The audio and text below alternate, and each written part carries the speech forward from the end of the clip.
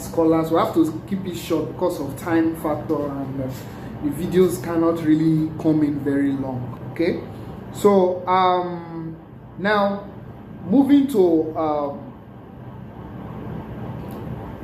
judicial definitions of definition of a tax. We'll take just the case of Matthews versus Chicory Marketing Board.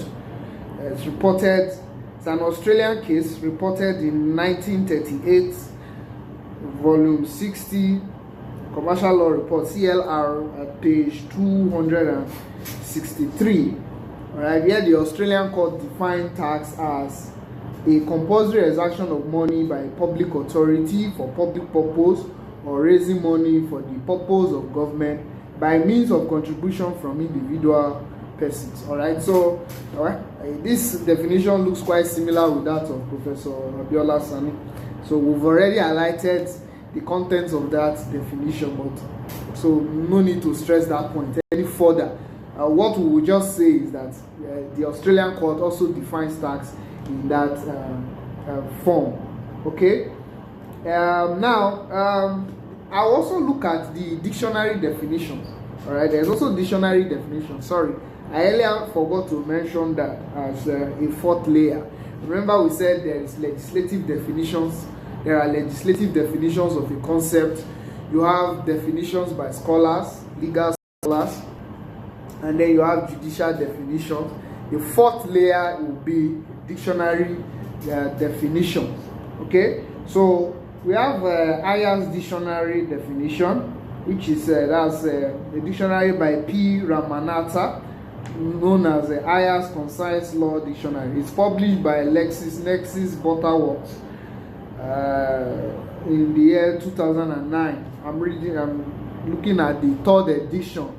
Okay, so now that definition in Ayer's dictionary tries to, in defining tax, differentiate between tax and other government levies. Okay, so it says tax is a compulsory exaction of money by a public authority for public purposes enforceable by law, and it's not payment for direct services rendered by government. Okay, now this definition from Ayer's dictionary is important. That aspect, it is not payment for direct services rendered by government, is relevant, and it's relevant because tax is different from payment for services rendered. Right now, apart from taxation, there are other levies, there are other payments people make to government for particular services.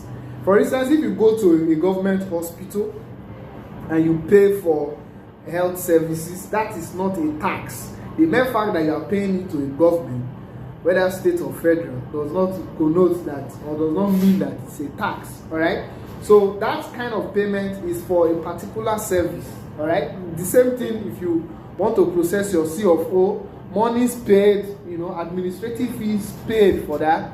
You want to conduct search at lands registry, there are administrative fees paid for that. You want to file a case in court, there are so many monies paid to government, but those monies, when paid, they are paid for specific services rendered, so they are not taxed.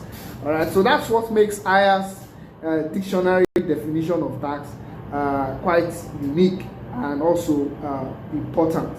Okay, so now having looked at defined tax, we'll now move to looking at the characteristics, all right, essential characteristics, and we'll look at Ade Ipaye in his book Nigerian Tax Law and Administration. It's published by ASCO Prime Publications Limited in the year 2014. All right, now Ade Ipaye identifies three essential characteristics of tax. The first characteristics he identified is that it is a compulsory levy. All right, it's a compulsory levy, so which means that if for a payment demanded by government to come in the form of tax or to be seen as tax, it must be compulsory. So there is no room for refusal or a choice or a discretion on a taxpayer. All right, so that was the first characteristic, is that it's a compulsory levy. And then secondly, the second characteristic Ade Ipaye identifies about tax is that it is an imposition by a sovereign authority. All right, it's an imposition by a sovereign authority. So one is that it's a compulsory levy, and then once you identify that it's a compulsory levy, the next thing you look out for in identifying whether this levy or this charge is a tax is to look at who is making or who is demanding that levy. All right, so for it to be a tax, it must be the sovereign. It must be the sovereign. So any compulsory levy not demanded by the sovereign state is not tax. Very important. All right, so if it comes from any other source, that is not, it does not qualify as tax. For it to be tax, it must come from the sovereign state. All right, that is the constituted authority of the state. And then the third and last essential characteristics of tax identified by Ade Ipaye is that the purpose of this levy collected by the sovereign state is and must be for public purposes. All right, so if it is meant for any private venture, it is not tax. For it to be tax, the purpose for that collection must be a public purpose, either road construction, building of schools, hospital, whatever is the case, it must be for public purpose for it to qualify as tax. Okay, so these three characteristics of tax shows that it is not every demand from government or sums accruing to government that will come under the definition of tax. All right.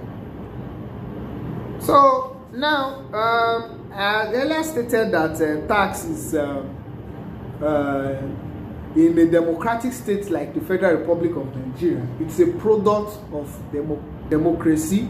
It is not an arbitrary or tyrant, a tyrannical imposition when it comes to tax. And to buttress that point and to give further backing to my position, if you look at section 24, paragraph F of the Constitution of the Federal Republic of Nigeria, 1999, as amended, which is Cap C 23, Laws of the Federation of Nigeria, 2004, as amended.